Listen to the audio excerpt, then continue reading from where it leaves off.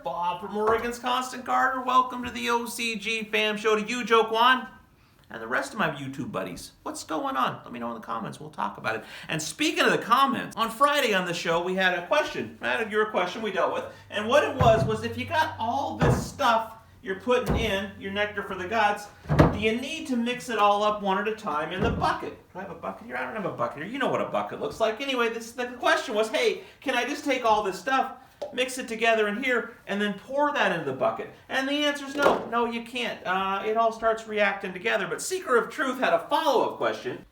He said, what about mixing everything in water, then using it later? I know the pH will drift over time, but could you mix everything in, then pH it when you're ready to use it? Like, could I mix everything in the morning, then pH it and use it at night? Yeah, you could, but you probably wouldn't want to. Let me explain.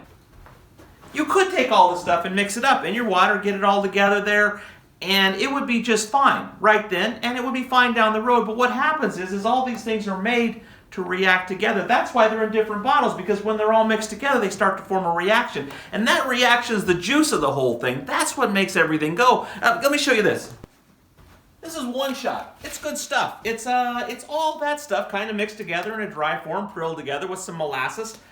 It's a great fertilizer. Works really well. But if you're trying to push, and I assume if you're using nectar, that's what you're trying to do, you're going to want to mix it at the point of attack, right when you're going to be watering on there. Let it be doing its business in the soil instead of doing all that reacting in the bucket. So can you mix it all together?